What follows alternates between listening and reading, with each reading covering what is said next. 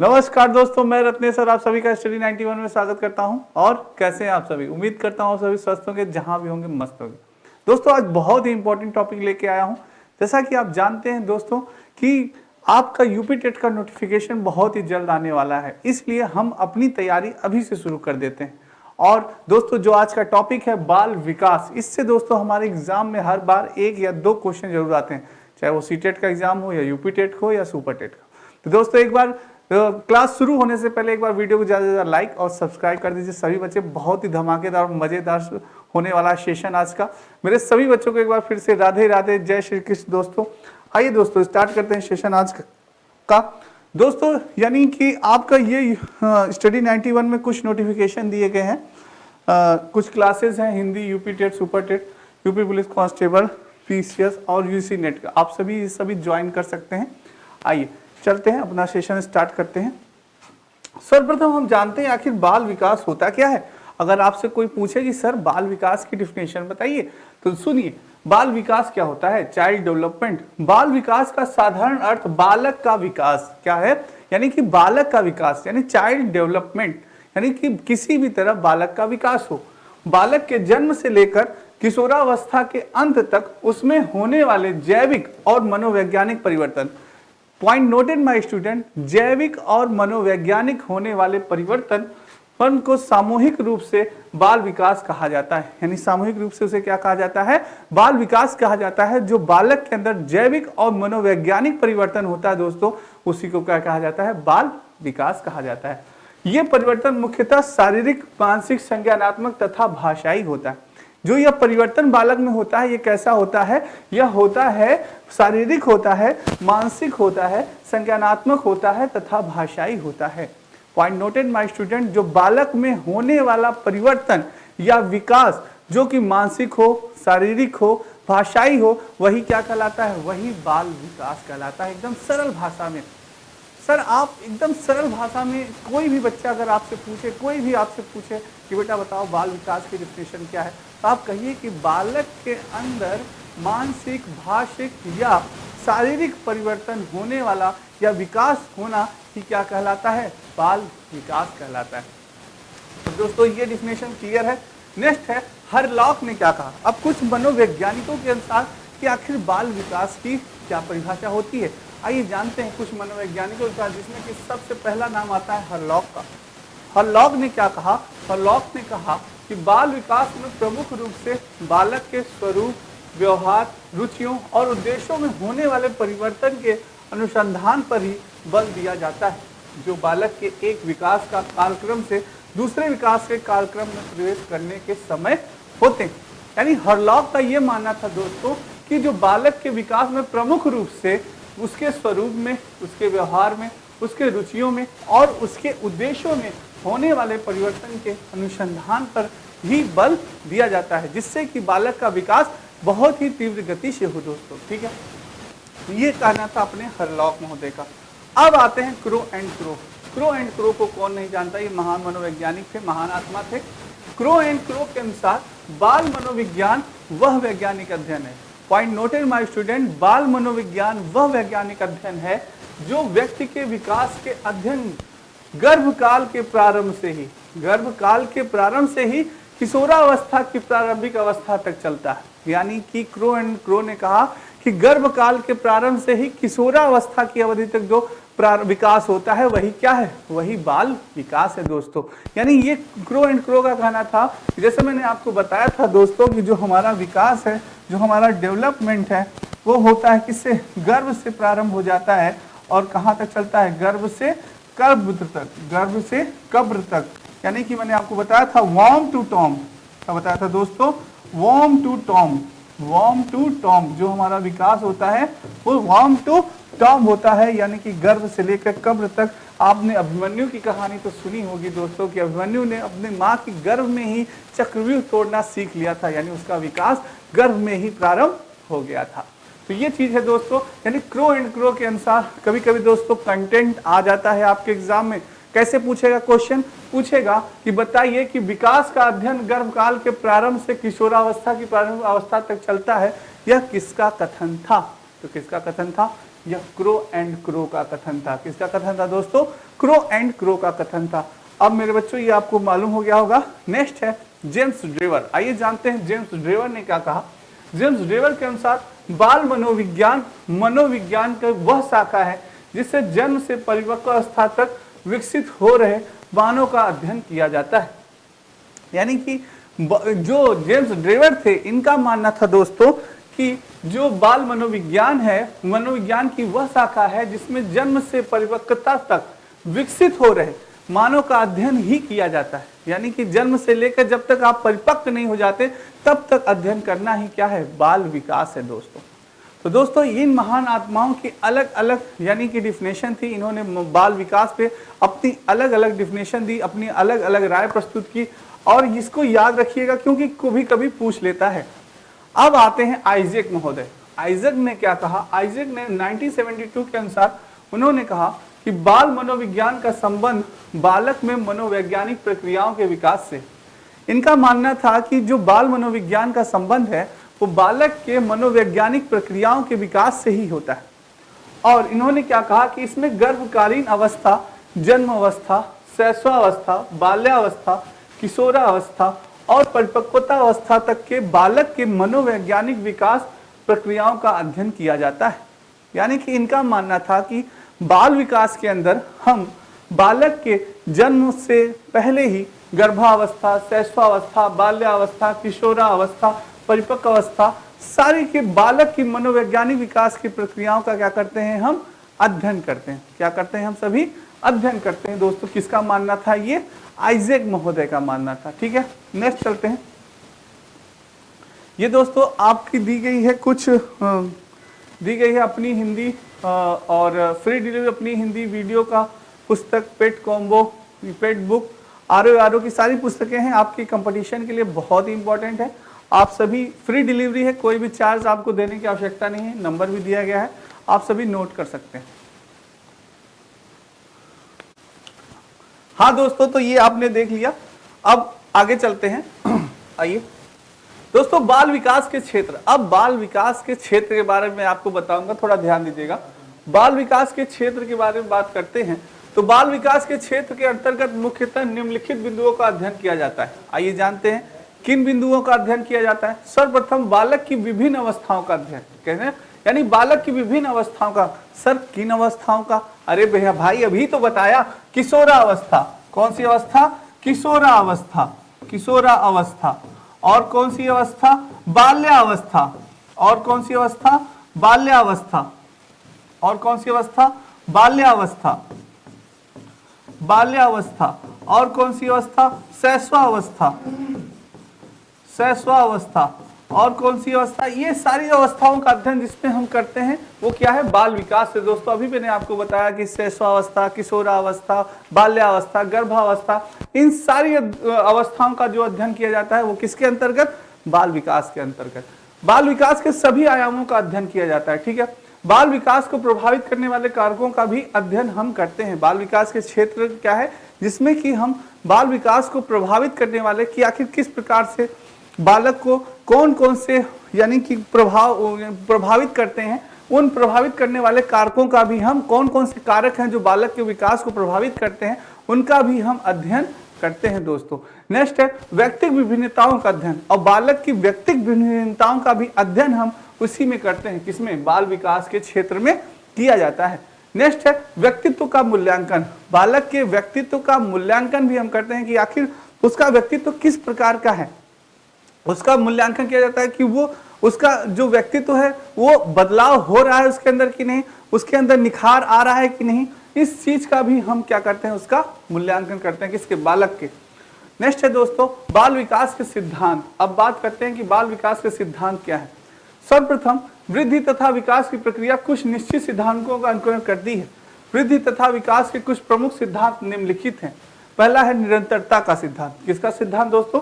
निरंतरता का सिद्धांत। आइए जानते हैं निरंतरता का सिद्धांत क्या है। वृद्धि तथा विकास की प्रक्रिया निरंतर चलती रहती है, कभी यह मंद गति से चलती है तो कभी यह तीव्र गति से होती है। जो दोस्तों आपकी वृद्धि होती है तथा आपका जो विकास होता है दोस्तों, वह प्रक्रिया क्या है, वह निरंतर चलती रहती है। कभी वह तीव्र गति से होती है, कभी वह मंद गति से होती है। कभी बालक के शारीरिक और मानसिक विकास तीव्र गति से होता है तो कभी क्या होता है दोस्तों, रुक जाता है, फिर वह होता है। पर होता जरूर है दोस्तों, विकास क्या होता है, निरंतर चलता रहता है। विकास क्या है, निरंतर चलता रहता है। यही निरंतरता का सिद्धांत है कि विकास निरंतर चलता रहता है जन्म से लेकर मृत्यु तक। वह कभी, बस ये है कि उसकी गति जो होती है कभी धीमी हो जाती है, कभी क्या हो जाती है, कभी तीव्र हो जाती है दोस्तों।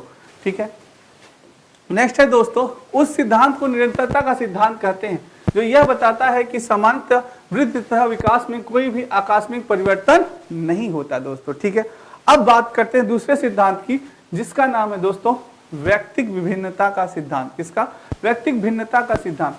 यानी यह एक समान आयु के बालकों में भी, यानी कि एक समान आयु के बालकों में भी परस्पर भिन्नता पाई जाती है, बिल्कुल पाई जाती है। बालकों का विकास और वृद्धि उनकी अपनी व्यक्तिकता के अनुरूप होता है। इस व्यक्तिक भिन्नता का सिद्धांत कहते हैं, इसे क्या कहते हैं, व्यक्तिक भिन्नता का सिद्धांत कहते हैं। पॉइंट नोटेड माय स्टूडेंट, पहली बात क्या कही गई है व्यक्तिक भिन्नता का सिद्धांत में, कि एक समान के आयु वाले, जैसे कि एक समान के आयु वाले दो बच्चे हैं, समझ लीजिए 21 वर्ष का एक बालक है राम और 21 वर्ष का एक बालक और है, उसका नाम क्या है, श्याम।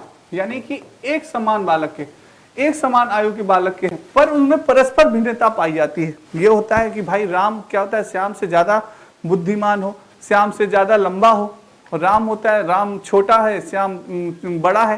तो दोस्तों ये वृद्धि और उसकी मानसिक वृद्धि, इन दोनों में अंतर हो सकता है। ये नहीं कि वो एक समान है, जिस प्रकार से राम सोचता है तो ऐसा हम नहीं कर सकते उसी प्रकार से श्याम भी सोचे, ये नहीं हो सकता। जैसे आप दो भाई ही है दोस्तों, अगर देखा जाए आपके परिवार में अगर आप दो भाई हैं तो क्या आप एक समान आपकी सोच है, आपके भाई साहब कुछ और सोचते हैं, आप कुछ और सोचते हैं, आपकी मानसिकता कुछ और है, आपके भाई साहब की मानसिकता कुछ और है। आपके भाई साहब गणित में तेज होंगे, आप इंग्लिश में महारत होंगे। तो ये क्या है दोस्तों, सबकी भिन्नता है, एक समान एज है पर क्या है, व्यक्तिगत भिन्नता होती है दोस्तों। क्वालिटीज क्या होती है, अलग अलग होती हैं, सभी में क्वालिटीज अलग अलग होती है। नेक्स्ट है दोस्तों, यही है आपकी क्या, व्यक्तिगत भिन्नता का सिद्धांत। ठीक है, नेक्स्ट चलते हैं विकास की दिशा का सिद्धांत। अब बात करते हैं कि विकास की दिशा का सिद्धांत दोस्तों। इस सिद्धांत के अनुसार विकास की प्रक्रिया पूर्व निश्चित दिशा में आगे बढ़ती है। क्या है विकास की प्रक्रिया दोस्तों, निश्चित दिशा में हमेशा आगे बढ़ती रहती है। क्या करती रहती है, आगे बढ़ती रहती है। कुप्पुस्वामी ने, किसने, point noted my student, Kuppuswamy ने इसकी व्याख्या करते हुए बताया है कि विकास निम्न क्रम में होता है। विकास किस क्रम में होता है, निम्न क्रम में होता है। बहुत ही इंपॉर्टेंट है, पॉइंट पे मैं आने वाला हूं दोस्तों, बिल्कुल ध्यान इधर रखिएगा, क्योंकि ये पॉइंट अगर आप मिस कर गए तो आपका 1 से 2 नंबर समझ लीजिए चला गया दोस्तों। ये पॉइंट हर बार एग्जाम में पूछा जाता है। विकास का क्रम कुप्पुस्वामी ने 2 प्रकार से बताया। कैसे, पहला है मस्तकाभिमुखी क्रम।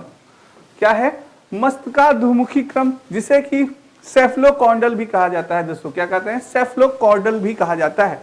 और समीपता का क्रम यानी प्रोक्सीमोडिस्टल भी इसे कहा जाता है। प्रोक्सीमोडिस्टल भी इसे कहा जाता है, यानी समीपता का क्रम और मस्तकाभिमुखी क्रम। ये 2 क्रम दोस्तों बहुत ही इंपॉर्टेंट है।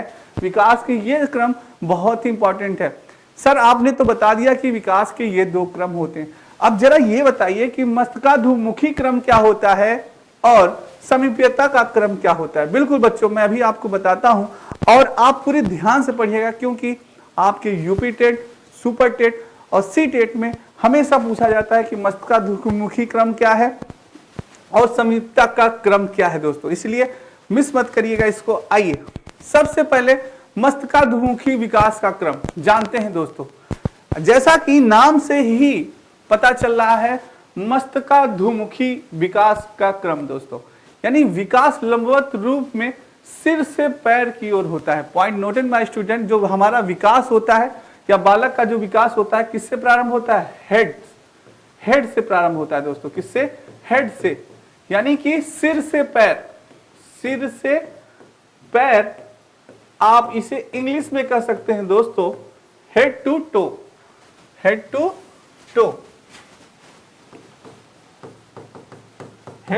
टो।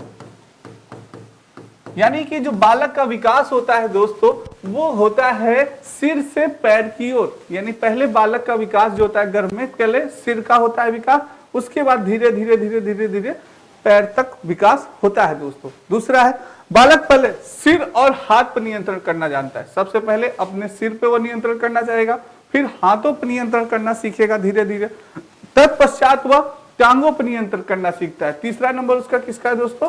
टांगों का है, लेग्स का, यानी कि फिर वो लेग्स पे नियंत्रण करना सीखेगा। उसके बाद भ्रूणावस्था से लेकर बाद की सभी अवस्थाओं का विकास क्रम यही रहता है। सभी अवस्थाओं का यानी क्रम दोस्तों क्या होता है? यही होता है। सर्वप्रथम आपके किसका? सिर का विकास होता है, उसके बाद आप हाथ चलाएंगे दोस्तों, उसके बाद आप लेग्स चलाएंगे, पैर। तीसरे नंबर पे आपका पैर आता है और सिर से पैर तक ये दोस्तों विकास लंबवत रूप से होता है। कई बार ये क्वेश्चन पूछा गया है। तो कैसे होता है? सिर से पैर की ओर, यानी हेड टू टो होता है दोस्तों। बालक के विकास का क्रम यही होता है। ठीक है, ये है आपका मस्तकाभिमुखी विकास क्रम। अब जान गए होंगे मेरे सारे बच्चे, स्क्रीनशॉट ले लीजिएगा। नेक्स्ट है दोस्तों, ये आपके आरओ का समीक्षा अधिकारी, सहायक समीक्षा अधिकारी का complete course, daily video classes, chapter wise test, offline भी डाउनलोड कर सकते हैं आप सभी।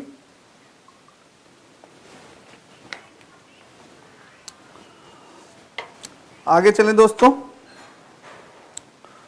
चलिए आगे चलते हैं। अब बात करते हैं समीपता विकास का क्रम। समीपता विकास का क्रम वेरी इंपॉर्टेंट दोस्तों ये भी है।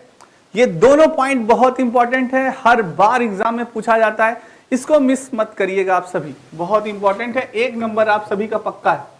समीपता विकास का क्रम, विकास का क्रम केंद्र से बाहर की ओर होता है। किससे होता है दोस्तों? केंद्र से बाहर की ओर, केंद्र से बाहर की ओर होता है। पहले रीढ़ की हड्डी का विकास होता है। किसका विकास होता है? सबसे पहले आपकी जो रीढ़ की हड्डी होती है बालक का, वो रीढ़ की हड्डी का विकास होता है, और उसके बाद उसकी भुजाओं का विकास होता है। किसका विकास होता है? उसके भुजाओं का विकास होता है। फिर हाथ की उंगलियों का विकास होता है। फिर किसका विकास होता है? हाथ की उंगलियों का। तत्पश्चात संयुक्त विकास होता है। उदाहरण, पेट और धड़ में क्रियाशीलता जल्दी आती है। पेट और धड़ में इसमें क्या होती है? क्रियाशीलता जल्दी आती है। यानी आपके अगर कोई पूछे कि समीपता विकास का क्रम क्या है, तो आप कह सकते हैं केंद्र से बाहर की ओर। दूसरी बात, अगर आपसे पूछे कि इसमें सबसे प्रथम किसका विकास होता है, तो सबसे पहले किसका विकास होगा? रीढ़ की हड्डी का विकास होगा। उसके बाद किसका विकास होगा? हाथ का होगा, भुजाओं का होगा, फिर हाथ की उंगलियों का होगा। हाथ का होगा, उसके बाद किसका होगा? हाथ की उंगलियों का होगा दोस्तों। तो ये समीपता विकास का क्रम है, बहुत इंपॉर्टेंट है, ये भी आप याद रखिएगा। इसका भी स्क्रीनशॉट ले लीजिए। ये दोनों बहुत इंपॉर्टेंट है, केंद्र से बाहर की ओर। अब बात करते हैं एकीकरण का सिद्धांत। किसकी बात करते हैं? एकीकरण का सिद्धांत दोस्तों। तो इस सिद्धांत के अनुसार विभिन्न अंगों के विकास में परस्पर संबंध तथा समन्वय रहता है। जैसे कि अलग अलग अंगों का एकीकरण एक ही गतियों के सरल व सहज बनाता है। एक ही सरल क्या बनाता है? यानी अलग अलग अंगों का एकीकरण गतियों को सरल व सहज बनाता है। ये क्या है दोस्तों? आपके एकीकरण का सिद्धांत है। ठीक है, नेक्स्ट चलते हैं क्रमबद्धता का सिद्धांत। अब बात करते हैं क्रमबद्धता, ये भी बहुत इंपॉर्टेंट है दोस्तों, इसको भी आप पॉइंट नोटेट कर लीजिएगा। क्रमबद्धता का सिद्धांत, एक समान जाति के प्राणियों का विकास, यानी कि एक समान के प्राणियों का विकास एक समान क्रम में होता है। व्यक्ति भिन्नताओं के बावजूद विकास का क्रम सभी अवस्थाओं में क्रमबद्ध रहता है। क्या होता है दोस्तों? विकास का क्रम सभी अवस्थाओं में क्या होता है? क्रमबद्ध रूप से चलता है। वृद्धि और विकास वंशानुक्रम व वातावरण की परस्पर अंतरक्रिया का संयुक्त परिणाम है दोस्तों। कभी भी विकास, ये पॉइंट बहुत इंपॉर्टेंट है आपके लिए, वेरी इंपॉर्टेंट पॉइंट है। अगर बात की जाए वृद्धि और विकास में, कभी कभी कहता है कि वृद्धि और विकास में वंशानुक्रम का बहुत ही महत्वपूर्ण योगदान होता है, तो आप कहिएगा गलत है। कभी कभी पूछ दे कि भाई वृद्धि और विकास में वातावरण का महत्वपूर्ण योगदान है, फिर भी आप कहिएगा गलत है। जब तक दोनों की बात न की जाए दोस्तों, यानी कि वंशानुक्रम और वातावरण, इन दोनों का वृद्धि और विकास में बहुत ही महत्वपूर्ण योगदान होता है। बिना इन दोनों के आपका न विकास हो सकता है, न आपका वृद्धि हो सकता है दोनों। यानी कि बालक के वृद्धि और विकास में वंशानुक्रम और वातावरण का दोनों का बहुत ही प्रभाव पड़ता है दोस्तों। केवल एक का प्रभाव नहीं पड़ता, दोनों का प्रभाव पड़ता है। ये बात आप याद रखिएगा। इनकी अंतःक्रिया के बिना आपका विकास और वृद्धि नहीं हो सकती दोस्तों, ये बात याद रखिएगा, कई बार एग्जाम में पूछा गया है। नेक्स्ट है दोस्तों बाल विकास को प्रभावित करने वाले कारक। अब दोस्तों ये सारी चीजों को मैंने निचोड़ कर दिया है, एक ग्राफ में मैंने ये सारी चीजों का निचोड़ कर दिया है, बहुत मेहनत लगी है इसको बनाने में। बाल विकास को प्रभावित करने वाले कुछ प्रमुख कारक। अब आखिर आप जानिए कि बाल विकास को प्रभावित करने वाले कौन कौन से कारक हैं एक ही साथ। दोस्तों सर्वप्रथम मुख्य कारक की बात करी जाए, बाल विकास को प्रभावित करने वाले अगर मुख्य कारक की बात की जाए तो उसमें आता है वंशानुक्रम, हेरिडिटी। दूसरा आता है वातावरण, इन्वायरमेंट। दोस्तों हेरिडिटी यानी वंशानुक्रम का जो जीन्स हम अपने माता पिता के द्वारा पाते हैं उसी हिसाब से हमारा विकास होता है, उसी हिसाब से हमारी हाइट, हमारी सोचने की शक्ति, हमारी कार्य क्षमता, सारी चीजें कुछ ना कुछ हमारे असर जरूर पड़ता है। नेक्स्ट होता है इन्वायरमेंट। कहते नहीं जैसा होगा देश वैसा होगा भेष। तो दोस्तों जैसा यानी कि आपको इन्वायरमेंट मिलेगा, जैसा वातावरण रहेगा उसी के अकॉर्डिंग आपकी मानसिकता होगी, उसी की तरह आपकी थिंकिंग होगी, उसी अनुसार आपकी सोच होगी। उसके बाद दोस्तों पौष्टिक भोजन, पौष्टिक भोजन का भी बहुत ही प्रभाव पड़ता है बालक के विकास में। अगर आपको सही समय पर पौष्टिक भोजन या आहार नहीं मिलेगा तो आपका शरीर सही से ग्रोथ नहीं कर पाएगी। और कहा जाता है दोस्तों स्वस्थ शरीर में ही स्वस्थ मस्तिष्क का वास होता है। नेक्स्ट है विद्यालय। दोस्तों मैंने आपको बताया कि बालक के विकास में विद्यालय यानी स्कूल का बहुत ही महत्वपूर्ण योगदान होता है। विद्यालय में ही बालक जाके सारी चीजों को सीखता है, समझता है और वहीं पे जाके वो अन्य लोगों से मिलता है, अपने अध्यापक से मिलता है। इसलिए विद्यालय में बाल विकास में विद्यालय का बहुत ही महत्वपूर्ण रोल होता है। दोस्तों निद्रा व विश्राम। दोस्तों जैसे हम जानते हैं कि हमें उचित निद्रा और उचित विश्राम भी चाहिए और हमारे स्वस्थ शरीर में दोस्तों 6 से 8 घंटे हमें क्या होना है, सोने चाहिए। अगर हम दोस्तों अगर हम एक्सरसाइज नहीं कर रहे हैं तो हमारे लिए 6 घंटे सफिशिएंट है। अगर हम एक्सरसाइज कर रहे हैं तो 8 घंटा आप सो सकते हैं और ये नींद बहुत ही आवश्यक होती है दोस्तों। जैसे कहते नहीं है कंप्यूटर को रीलोड करने के लिए, उसी तरह से जब आपको ब्रेन को रीलोड करना है तो उसको थोड़ा सा रेस्ट देना भी आवश्यक है दोस्तों। ठीक है। नेक्स्ट है अंतरस्रावी ग्रंथियां, ये भी हमारे विकास के लिए, बालक के विकास के लिए बहुत इंपॉर्टेंट है। और लैंगिक भिन्नता, ये सारी दोस्तों यानी कि ये प्रमुख कारक हैं, ये सारे आपके मुख्य कारक हैं बाल विकास को प्रभावित करने वाले दोस्तों। ठीक है। नेक्स्ट है दोस्तों ये आपके वीडियो ग्राम विकास कार्य का नया बैच प्रारंभ हो गया है, महाबचत ऑफर, आप सभी ज्वाइन कर सकते हैं।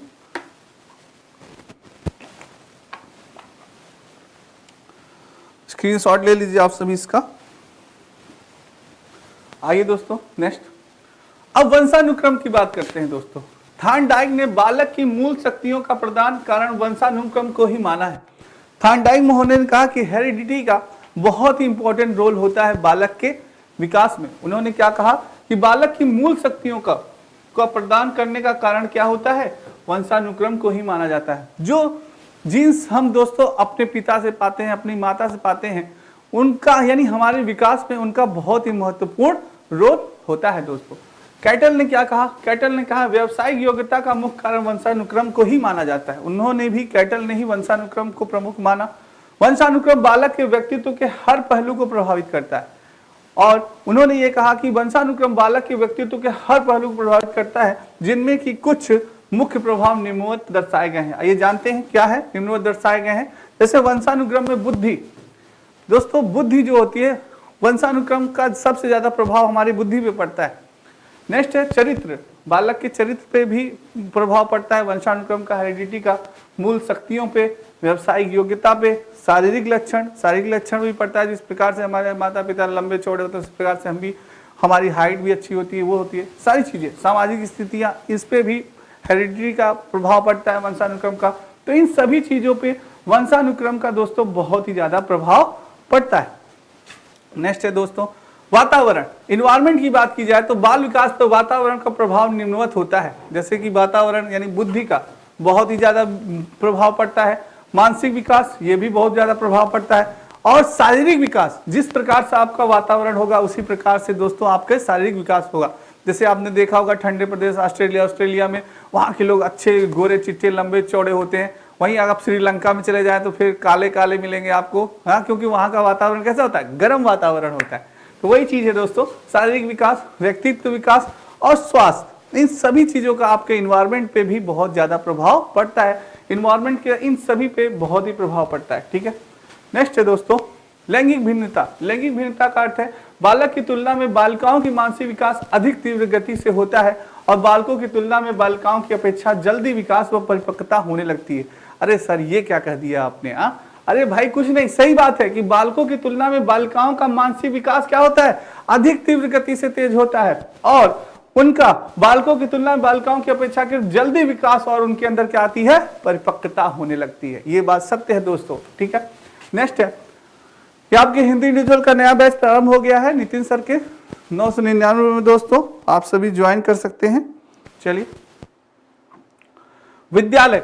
बालक के लिए विद्यालय जाने का साधारण अर्थ विकास करना होता है। बालक विद्यालय जाने के पूर्व तक आत्म केंद्रित रहता है। बालक विद्यालय जाकर भ्रम की महत्ता, अनुशासन आदि गुण तो सीखते ही है, साथ ही सामाजिक दायित्वों को भी सीखता है। अतः विद्यालय बालक के लिए सामाजिकरण का सक्रिय साधन होता है। मैंने आपको बताया कि बालक के लिए विद्यालय बहुत इंपॉर्टेंट होता है। उसके लिए दोस्तों वेरी इंपॉर्टेंट है, हर तरह से दोस्तों भाषा सीखता है, उसके अंदर नई नई चीजों को वो सीखता है। कहाँ जाके? विद्यालयों में ही सीखता है। तो ये बहुत इंपॉर्टेंट है। विद्यालय से क्या सीखता है? बाल का विकास किस प्रकार से होता है? विद्यालय का वातावरण, समय विभाजन चक्र, शिक्षण विधियां सीखता है और पठ्योत्तर क्रिया, पाठ्यक्रम सहगामी क्रियाएं सीखता है। खेल एवं शारीरिक गतिविधियां होती है विद्यालय में, जिससे बालक का विकास बहुत ही तीव्र गति से होता है दोस्तों। ठीक है, पौष्टिक भोजन। सॉरस ने पौष्टिक भोजन को शारीरिक विकास का परम मित्र कहा है। उन्होंने कहा कि पौष्टिक भोजन से विकास बालक का बहुत ही तीव्र गति से शारीरिक विकास होता है। अंतरस्रावी ग्रंथियां, थायराइड ग्रंथि के स्त्राव का संबंध बालक की लंबाई से होता है। पैराथाइड ग्रंथि के स्त्राव का संबंध हड्डियों तथा दांतों के विकास से होता है तथा जन्म ग्रंथियों पर पुरुषत्व तथा स्त्रीत्व के लक्षण निर्भर करते हैं। तो सारी चीजें बहुत ही इंपॉर्टेंट है दोस्तों। अब बात करते हैं निद्रा व विश्राम। शैशवावस्था में 12 घंटे, बाल्यावस्था में 10 घंटे तथा किशोरावस्था में 8 घंटे की निद्रा को पर्याप्त माना जाता है। यानी कि बाल्य शैशवावस्था में आपको कितना घंटा सोना है?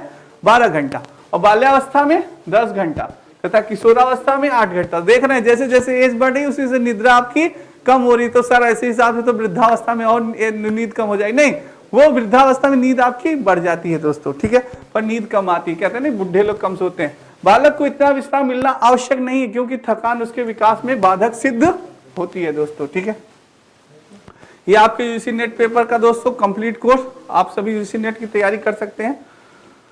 तो अन्य कारक दोस्तों अगर माना जाए तो रूसो के अनुसार बालक की शिक्षा में परिवार का महत्वपूर्ण स्थान है। परिवार ही बालक को सर्वोत्तम शिक्षा दे सकता है। यह एक ऐसी संस्था है जो मूल रूप से प्राकृतिक है। बाल विकास को प्रभावित करने वाले कुछ अन्य भी निम्नवत दर्शाए गए। दोस्तों परिवार से बालक का विकास सर्वप्रथम होता है। हम जानते हैं हमारी प्रथम गुरु कौन मानी जाती है? हमारी माँ मानी जाती है। और माँ ही हमें दोस्तों किस तरह से हमें बोलना है, किस तरह से लोगों से व्यवहार करना है, इन सारी चीजों का अध्ययन कराती है, पाठ पढ़ाती है। तो इसलिए परिवार बहुत इंपॉर्टेंट है। नेक्स्ट दोस्तों, बाल विकास में परिवार के माध्यम से देखा जाए सर्वप्रथम बुद्धि, रोग और चोट, समुदाय, पालन, परिवार, जनसंचार माध्यम, इन सब का बाल विकास से ही होता है दोस्तों। ठीक है, तो दोस्तों ये नितिन सर के द्वारा लिखी गई हैंड राइटिंग, प्राचीन इतिहास, भारतीय इतिहास, सारी पुस्तकें बहुत ही इंपॉर्टेंट है आपके लिए, कंपटीशन के लिए। तो दोस्तों आज की क्लास आपको कैसी लगी कमेंट बॉक्स में कमेंट जरूर करिएगा। आज के लिए इतना ही, कल बहुत इंपॉर्टेंट टॉपिक के साथ मिलते हैं। तब तक सभी को राधे राधे, जय श्री कृष्ण और जय हिंद दोस्तों।